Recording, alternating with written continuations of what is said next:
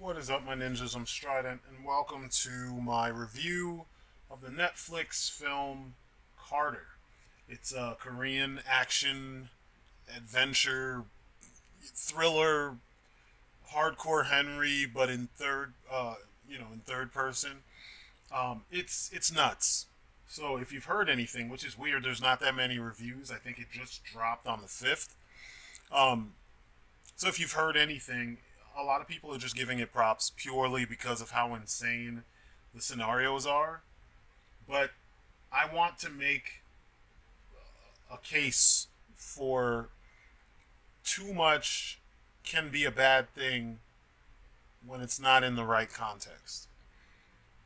So what I mean by this is just like with Hardcore Henry, it was so crazy that after a while, I mean, Hardcore Henry was what, almost 2 hours of just insanity, and you get dizzy after a while, and then you get bored because the story is always weak, and then the action is what carries it.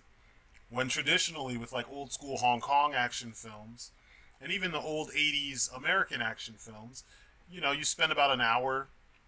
You know what I mean? Something like, I don't know, 80 minutes, max. With a really thin story that before it gets completely thin, and it's worn out its welcome, you've had, a bunch of action sequences and you're at the climax. You get it. It's real simple. It's a revenge plot, or it's a heist flick, or it's just a fight movie, so any excuse to get a whole bunch of fights in happen.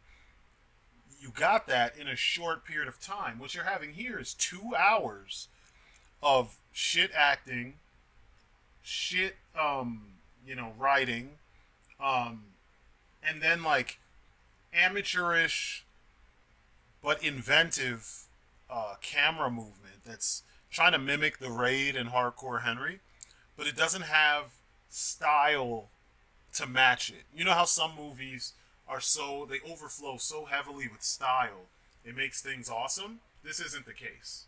It's lacking in style. Everything feels really flat, very generic.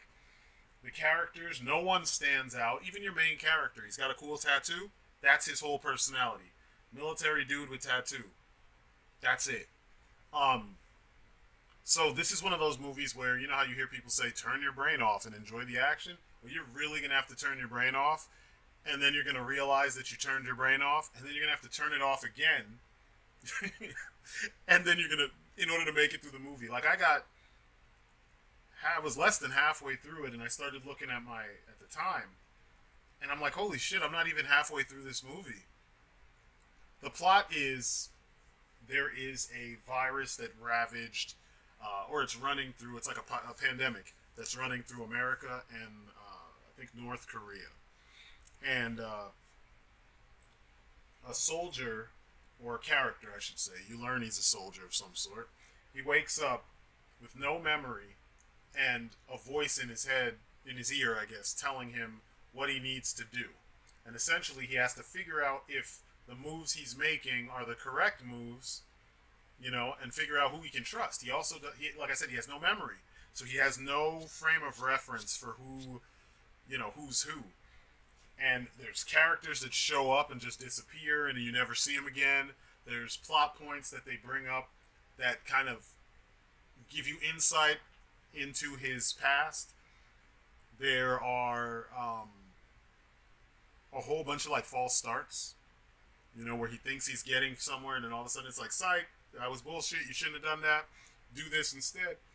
There's some really awesome situations that are like really, really, really exaggerated, but it's kind of in the vein of Hardcore Henry, but it doesn't have all the setup that Hardcore Henry has. But anyway, there is a girl who she has a part to play in with this virus, with ending the virus, and he needs to get her to the correct people so that they can get to work on stopping this virus. And that girl is the key. And that's really your plot. So essentially, it's watch Carter, get to the girl, protect the girl from Group A. Then Group B comes in, protect the girl from Group B. Then Group C comes in, protect the girl from Group C, and then Group A comes back. Watch him protect the girl from Group A, and then just she keeps switching hands because for some reason she doesn't even really try to fight back. She is a little girl, so maybe there's that. But he's this super soldier, the way he fights everything, and it's not really explained why he is so capable and everyone else is not. And this is the kind of shit that, like, when we watch movies, current movies, when they have the whole, Mary Sue thing going on, people get up in arms. But I'm seeing, like, reviews and I was seeing reactions to the trailer, and people were like, yay, they're super happy about this. And I'm like, man, you guys have no taste. It's kind of strange that you're not seeing how, or maybe it's just that we've had so much of the other kind of stuff where everything is so hyper realistic. Maybe people are finally coming around to the other side. Possibly we could have a renaissance of like wild action flicks, kind of like in the 80s and the early 90s that just shit doesn't make sense, but it happened anyway. Like Takeshi Miike's Dead or Alive trilogy, or like a whole bunch of Ryuhei Kitamura's films, like Alive and fucking Longinus and Returner and Azumi. I love Azumi, and my favorite, of course, is shit. Why Versus? I was about to say, why can't I remember the name? It's been that long. Versus, where it's just really simple story, and then you just watch bonkers action for an hour or two. I still have to stress that the thing all those movies I named do better than this is that they establish the plot really early, or they establish bits of the plot and space it out really well, almost like a video game, with 3 chapters. This is the first introduction, for the main character and what his situation is. Second introduction is the villain and what their situation is. Third introduction will be the neutral party that, either the hero has to save or the villain wants to get. And then the story is what you're going to watch unfold with all the crazy action. And then at the end, usually, they will put everything into perspective so you understand why you just watched what you watched unfold over the time period you watched it. So, I don't know. I kind of want to say watch this. It's not as disorienting as Hardcore Henry, but it doesn't have the payoff of Hardcore Henry, nor is the camera work as technically sound as the work in Hardcore Henry or either of the Raid movies. This wants to be those flicks, but they're almost there. They need to tighten up on a whole bunch of stuff, but they got it out there. You know what I mean? I would love to see a movie like this with a tighter story and more engaging characters. And then that would make us, 100% geek out. Because this is the kind of shit that if you took, a main character like Officer Tequila from, Stranglehold and Hard Boiled, and put him in this situation, it would be awesome because Tequila is a character. He's got the full thing. He's got a whole personality and everything. So to see him go through this, we're like, holy shit, what will happen to Tequila next? We're invested. Or, if like Laura Croft was going through this kind of crazy shit. Or like there's another Korean flick called Lady Vengeance, I think is what it's called. Or No Sympathy for Lady Vengeance. And it's got it's got a whole bunch of like first person fight scenes that are insane. I mean, they're insane. That movie gets you involved first because it's more of a drama with these action elements in there because the main character kills. She's like a hit woman or an assassin. That movie gets you invested first. Then it hooks you with the action, and then you want to see what's going to happen next because it's so intense.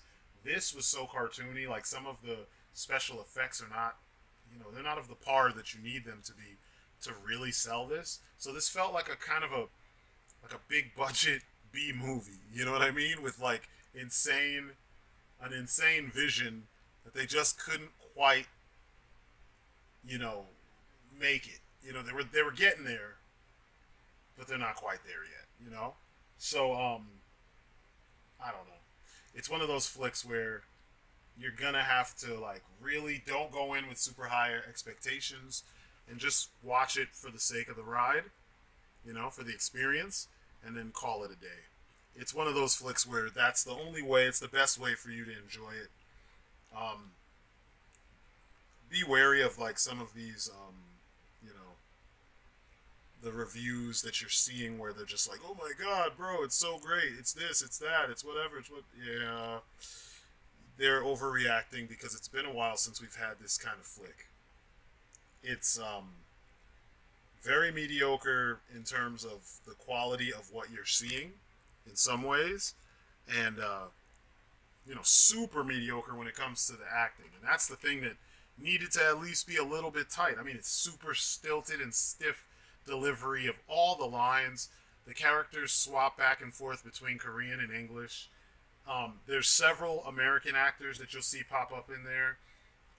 Probably some British ones as well.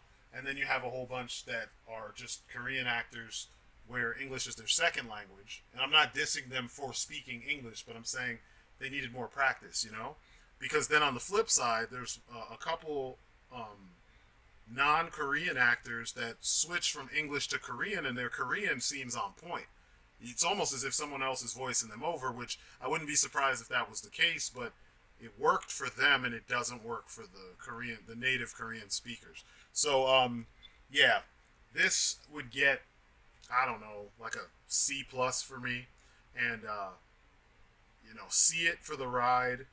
Maybe this will be a cult, so bad it's good type situation. Who knows?